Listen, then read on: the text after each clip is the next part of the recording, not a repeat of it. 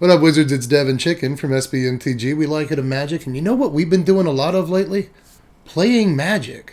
You see, the last couple of weeks we hadn't really been playing that much. We were both in the middle of new Stardew Valley playthroughs, but since Kamigawa Neon Dynasty dropped, we've been back in the arena a lot more often lately. So credit to Wizards. I think you got a pretty good set here in a pretty good format, thanks not only to the new set, but the bans that happened right before it came out. I have been choosing, of my own volition, to spend more of my free time actually sitting in front of the laptop in my underwear playing Magic. And I hadn't been doing that for a long time. So I'm really enjoying Standard, and I'm the Standard guy. I'm the one that, does Standard apologia all the time, even when it's a bad format. But I think we actually have a pretty good format on our hands for the first time in a while where really weird stuff works, and there aren't just, a whole bunch of amazing cards that they've printed that we just can't play with because the format is hostile to them. I actually think that things are more wide open than they've been in literal years right now. Now, full disclaimer before we get started with the body of the video, the actual content that you clicked for, the decks are still out there, okay? The ones that were there before are still there now. Is it Control, which I actually think is a deck that's not being respected enough at the beginning of the season? It's still there, and it's still really good. Mono green, mono white aggro, the most boring deck of all time, and even Orzhov Control, especially Orzhov Control, are all still out there, and they're all still boring to have to play against because you played against them a million times. But there are a lot of decks that are sort of rising up to challenge them in the first couple of weeks of this brand new format. Today, we're going to talk about 3 of those decks that I'm really excited about. And of course, if you end up liking this content, why don't you like this content? Maybe share it around, subscribe if you're really into it. It's all up to you. That is your choice, but I hope that I provide good enough content you consider doing those things. So let's talk first about probably the deck that I'm least excited about, to be honest, but it's still a really, really cool deck, and some logistical genius put it together, and I want to give them credit for it. So let's talk first about Jeskai Combo. Now, Jeskai Combo kind of looks like an Izzet Control deck, right? It's got a lot of the same cards that we've seen before in it, but it does something really stupid to end the game. Now, I will say this much. This still looks like a pretty impressive deck to play against. It looks like something I don't want to play against. It looks like something that has a ridiculous late game plan that is probably better than what a lot of other decks in Standard are doing, which is exactly what Izzet was before. Only back then, Izzet had to cast 1 card to put you out of the game, and now they have to cast a whole bunch of cards. So if we're still going to be doing some wacky Izzet Control deck that just goes nuts on turn 12 and wins the game that way, I'd rather us do it like this. Let's take a look at the deck list real quick. Now, the key cards here are Leer, Disciple of the Drowned, Goldspan Dragon, old Gary Oldman rears his head again. We knew he'd be back in the format, right?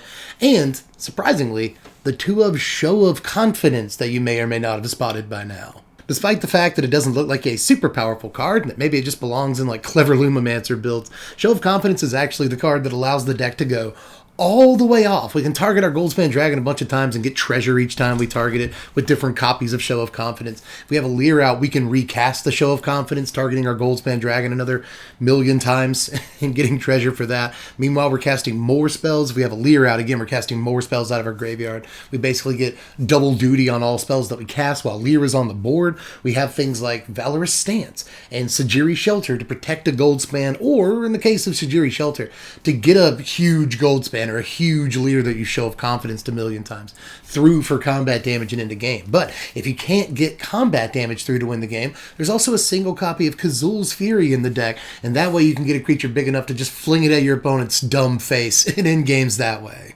Of course, when all else fails, the deck just kind of functions like a control deck, like the Izzet decks, I was going to say of old, but the Izzet decks of 2 weeks ago, even though we don't have Divide by Zero in the deck anymore, we still have decent bounce. A lot of these versions play decent burn to make sure they control the board state, but even the ones that are all in on the combo can still play, to an extent, like a control deck in the opening turns of the game until they make sure they can get and protect their combo.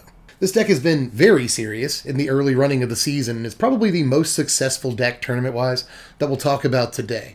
It was 14-1 at the Crokies tournament, which was easily the most attended tournament of the season so far. I think it had just shy of 700 entrants, which is way more than every other tournament so far this season combined. So that's a very important tournament, and it went 14-1 there, made a huge splash, and I believe came in top 4. But it also went 7-2 at the Pizza Box Open, which was a very attended tournament with a little over 100 people.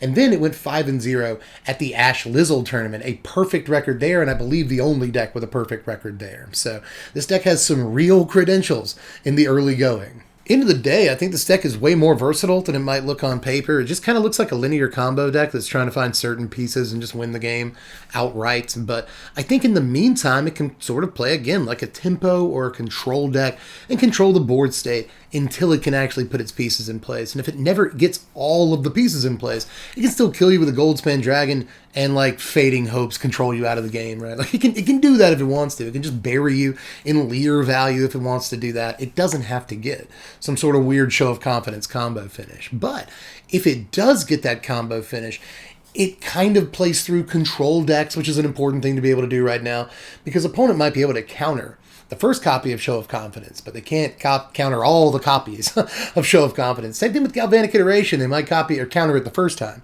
but they won't be able to counter, say, the flashback copy.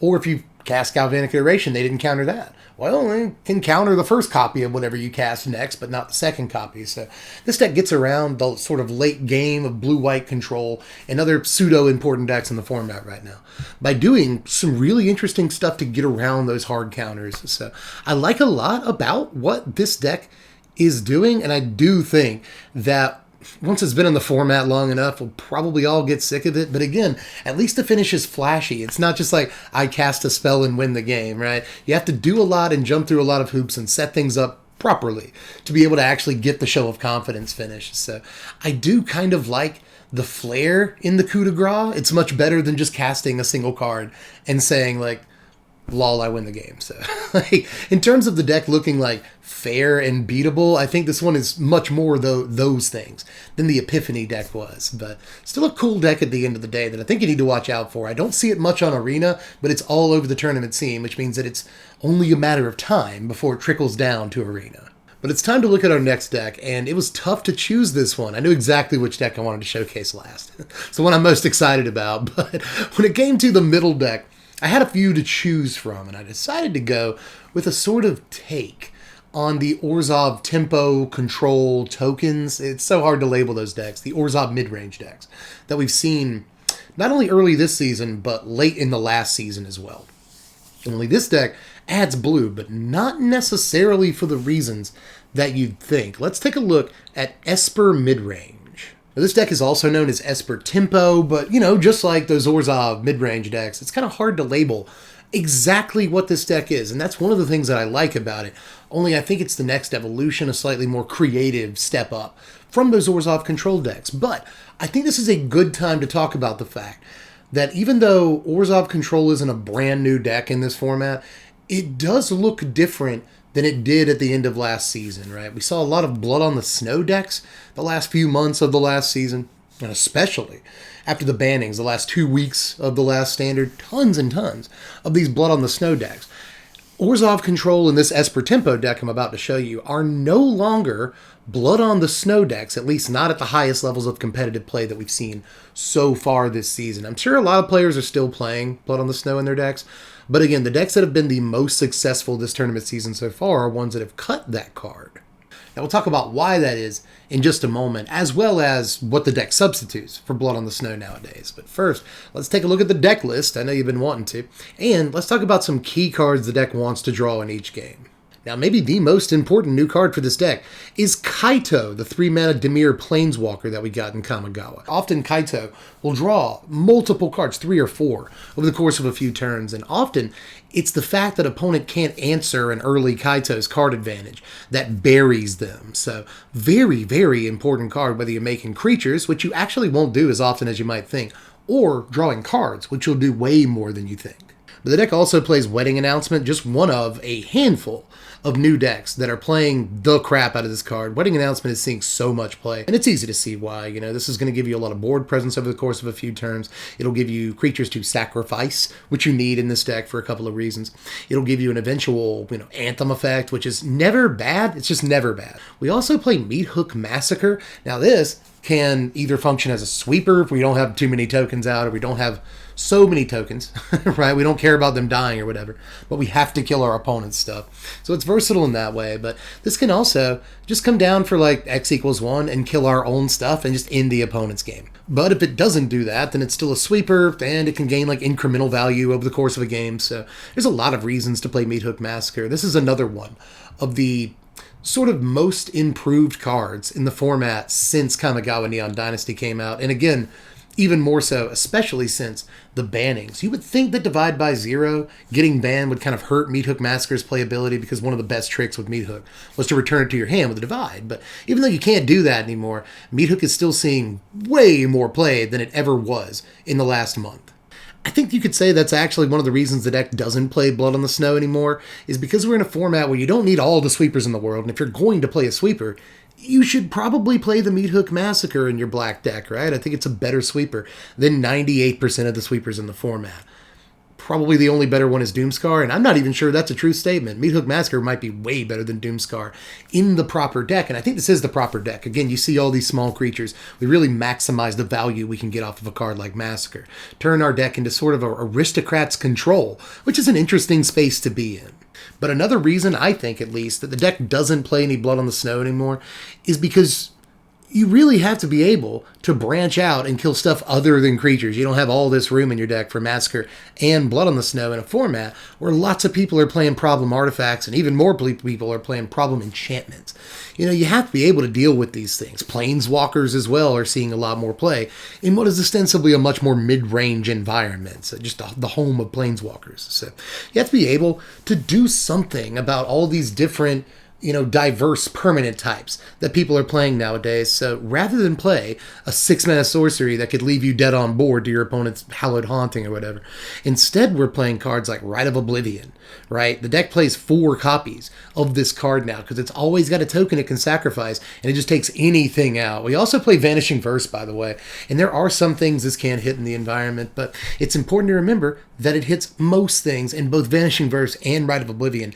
Exile, which is another, it seems like an edge case, but it's actually a very important thing to be able to do in this environment because there's a lot of sort of graveyard shenanigans going on. It also has plenty of ways to draw cards, none of which appear to be blue, right? There's Welcoming Vampire in here, which is great in a deck with Wedding Announcement. Those cards go together really well. Aside from Announcement, we've also got Kaito making dudes, we've got Eye Twitch, we've got Shambling Gas, but there's also Deadly Dispute, another way to get us to sacrifice dudes, but another way to draw tons of cards, right? I think Deadly Dispute might be super serial here, one of the best cards in the format, and I think it was one of the best cards in the format before Kamigawa came out, even before the bans. I think Dispute was one of the best cards in the format. Have you seen its price lately? It's like a $2.50 uncommon, and there's a reason for that. Deadly Dispute is incredible card advantage, usually, and ramp in a color that doesn't often get ramp, and if you're sacking a Shambling Ghast, it's a ridiculous, unconscionable amount of ramp. Like, it still does all of the nasty things that it did in the past. And this deck, too, is serious. This deck didn't quite go 14-1 at the Crokies tournament, but it did go 14-2 at the Crokies tournament, which is the next best thing. Unless you're counting 14-1-1. I guess you could have drawn. But yeah, I have YouTube comment section brain. As soon as I say something wrong, I'm like, well, people could say that there's a better thing than that, Dev. You must correct yourself. But you know what I mean. It went 14-2 at the Crokies tournament. Great record. It also went 7-2 at the Pizza Box Open, which is the same record as the Jeskai combo deck.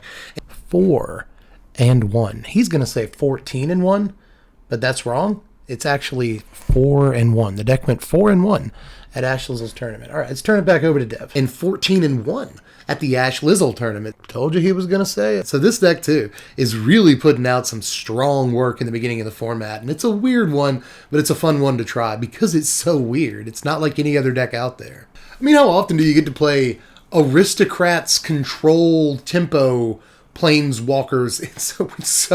It's such a weird deck. It's doing like 100 different things, but it can cover a bunch of different angles almost no matter what its opening 7 looks like. So give this one a shot if you can. It's probably the weirdest looking deck. Like, it's hard. I imagine like some people are going to look at the deck list and be like, so this does something. Can't really figure it out. But it turns out that like no matter what you're doing at any given time with that deck, it feels kind of cheap. You know, like even if it's just like sacrifice Deadly Dispute to a Shambling, or, you know, sacrifice Shambling Gas to Deadly Dispute early game. That's cheap enough, but like just turn 3 Kaito is pretty dumb, you know. Turn 2 Kaito off of a Shambling Gas that blocked on turn 2, or on turn 1.5. Like, there's a lot of really sick plays in this deck, whether you're in the early game or the very late game, which is usually the mark of a good deck, so give it a shot. Now, the last deck that we're going to look at today is my favorite deck of the day, like hands down, like easy peasy. Like my favorite deck of the day. And it's not some weird combo control deck. It's not some weird aristocrats deck, which is always going to be my sort of favorite martial arts style. My favorite form will always be aristocrats. But even saying that, this Naya Runes deck is unfreaking believable. And like some of the most fun that I've had playing Magic in the last like 2 years. Let's take a look at this stupid thing. Now, let's look at the key cards first, as usual. This deck functions around a combo that effectively makes runes free to cast. You got your Runeforged Champion, and you got your Jukai Naturalist, right? See, if you haven't seen this yet, Runeforged Champion makes your runes cost 1, and Jukai Naturalist makes enchantments cost 1 less. So you got free runes, is kind of what you're doing in this deck, and that's much dirtier than it might sound like on paper. It sounds very cute on paper, but in reality, what you're going to do in a number of games is drop Jukai Naturalist on turn 2 into a Runeforged Champion on 3, and then play like 8 cards back to back. Often, you'll get your Runeforged Champion swinging with haste because of the red rune, which grants haste. You'll also be able to just throw a bunch of free runes on top of your Jukai Naturalist and swing with lifelink. That's good, but you can just give your Runeforged Champion lifelink with the white rune, if that's what you want to do. It looks a little sus, but it's actually pretty good. Like, this deck has taken a few different forms, but I do think the Naya is the best form so far. Not only because it has the best record in terms of tournament play, but because of all the runes builds that I've played with personally myself in this format so far. It feels like the most powerful and the one with the most like late game gas. You wouldn't think that a deck like this would have that, but we have Showdown of the Skalds available in this color combination, which is incredible in this deck because it can cost 3 off of a Jukai Naturalist. It makes things like Kami of Transience bigger, and Kami of Transience, again, a key card for this deck. If you have a Runeforged Champion out, you can just start throwing free runes again if you have a Jukai Naturalist and a Runeforged Champion. Start just throwing free runes onto the battlefield, and Kami of Transience will get bigger, which each free rune that you play, you don't even have to give it like the green rune. It just already has trample. So if you play like 6 free runes in a turn, which happens, it really does, and your Kami just gets freaking enormous, and he has lifelink and stuff depending on which runes you have on him. And that's a good way to win a game right there. But again, late game reach. Showdown of the Skalds will cost 3 mana with a Jukai Naturalist. It puts more +1/+1 counters on trample dudes that you have a green rune on, or your Kami or whatever.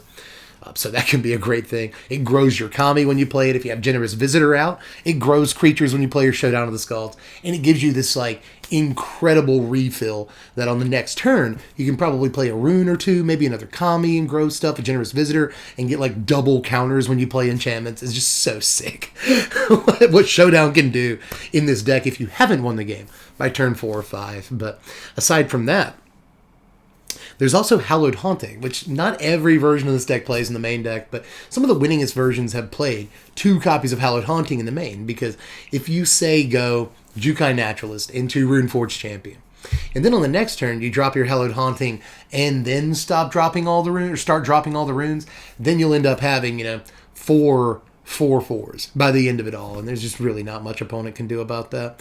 A lot of the runes also say, well, all the runes say that they enchant more than just creatures. You don't have to throw these on creatures. In some cases, you can even throw them on lands and stuff. So you can just, if you have a Hallowed Haunting, you don't have to have a creature to stick a rune to. If you draw a rune on an empty board and you have a Hallowed Haunting out, you can just play the rune. Draw a card, get a creature, like that comes in up to play a lot. So there's a lot of like really, really silly stuff about this deck. And even though it looks super cute, it is very powerful. I've played a lot of games with it so far, and it makes you feel really, really unstoppable on the right starts. And you don't even have to go Naturalist into Runeforged Champion to win games with this deck. You win games sometimes where you never see either card. This deck hasn't been quite as successful. It didn't win 14 games in a 700-person tournament, but it did go 8-2 in the Crokies tournament. It also went 9-1 in the Pizza Box Open, the best record of any of these decks in the Pizza Box Open. And I believe it won the Pizza Box Open, in case you care about that. But it also went 4-1 at Ash Lizzle's tournament. So all the other tournaments that I've used as, sort of the metric, the measuring stick for this video, it has performed very well at too. Again, there are various runes builds out there right now, and I actually plan on talking about another one in the next video that I want to do, which is like top 3 unsolved decks in this meta, like decks that have winning records, but they almost never look exactly the same, and we have to figure out what the lists are supposed to look like. It's a video I'm excited to do, and I'll probably talk about a runes deck in that next video. But for my money, this is the best runes deck in the format. Again, not only because of its record, and I think its record is fairly proven, but not just that, but because I've personally played with pretty much every build of runes that has had any success so far this season. And this is by far the most powerful feeling one. Also just did a deck tech for Green White Enchantments and ended up falling in love with Kami of Transience and Generous Visitor and like half of these cards. So it might be what like tilts me so close to this deck, like what makes me love it so much, is I just got done playing with Jukai Naturalist and Generous Visitor and like loving them. So like maybe I just like have so much love for those cards that I'm extremely biased in favor of this deck. But it's not every day that you see a sort of like wacky aura-based like combo deck thing that like actually works and wins games, and not just games, but like tournaments. Like it wins real tournaments. So hope you get a chance to try this one out. If nothing else, it's a lot of fun, and that's what Magic should be. And honestly, that's kind of how I want to close this video out, is by saying like this standard so far, this first week and a half, 2 weeks of the format, has felt fun again, and that's awesome. We haven't seen that in so long. I was just complaining a few videos ago about like, these 4 and 5 mana enchantments and artifacts and stuff that they print that are super cool and everyone's excited about them, and you just can't play with them. You can't, because the format's hostile to them. And now I feel like we're getting into an environment where we can actually play cool cards. We can do cool mid-range things. It's the kind of Magic that I really, really like and enjoy. And over these last couple of months, whether I'm on stream or off, we've been coming up against like all kinds of weird, kooky decks, that do like crazy stuff in the late game. And it's like not only fun to play with some of these cards and decks, but it's like even fun to play against just about every, new deck in the environment right now, because every day I still log into Arena every day and see something new. And that wasn't happening before. So I'm just really enjoying this new environment. I hope that you are too. Let me know how you feel about it. I could do a whole video, 20 minutes, on whether or not I feel like, standard is saved at this point. I really do feel like this is the best standard environment we've had since before Throne of Eldraine. Whatever you want to call it, Guilds of Ravnica, something like. It's been a long time since we've had a standard environment that was this enjoyable. But again, there are ominous forces over the horizon. There's Izzet control, still a thing in this environment. There's Orzhov control, which we could all get very sick of very, very quickly. Mono white and mono green are still decks. So it's not to say that everything is over and it's a brand new day and there's daylight on the horizon, or where there's land and all that. I'm not sure that we're there yet. This may just be a mirage. The first couple of weeks of the environment are also always going to be, full of people trying out weird stuff. So that said, I think this is a more enjoyable first couple of weeks than I've had in a really long time. So I'm enjoying it. Let me know how you feel about it, and let me know how you feel about all the decks today, right? Especially if you get a chance to try any of these out. Let me know how you did with them down there in the comments section. So far, these have been great at tournaments, but every deck has a bad day now and again. But I've played with all 3 of these and a couple of other decks that didn't quite make the cut for this video. Like, I don't want to bring it up actually, because it's not solved and it's going to be in the next video. I cannot wait to talk about that deck. Subscribe. That video is going to be spicy. But anyway, that's all I've got for now. Just let me know how you felt about it. I'm passionate about Magic again. It feels like a while since I haven't been able to like stop myself from smiling when thinking about a standard environment. I woke up today thinking about this Naya Runes deck. I can't tell you how long it's been since I woke up thinking about a Magic deck, like wanting to play a Magic deck. So, I don't know, guys. I don't know. I don't want to say that everything's okay in Standard right now, and that like you need to play Standard because it's fine, it's saved, and we're all gonna have fun. We're all gonna get laid. Like it's not. I don't think that we're there yet or anything, but I think we're inching closer. So, anyway, I've talked enough. It's your turn. Let me know how you feel about all the stuff down there in the comments section, and I'll catch you cats later. I'm Deb from The Place. Thanks for watching, Wizards. Spread love and be kind.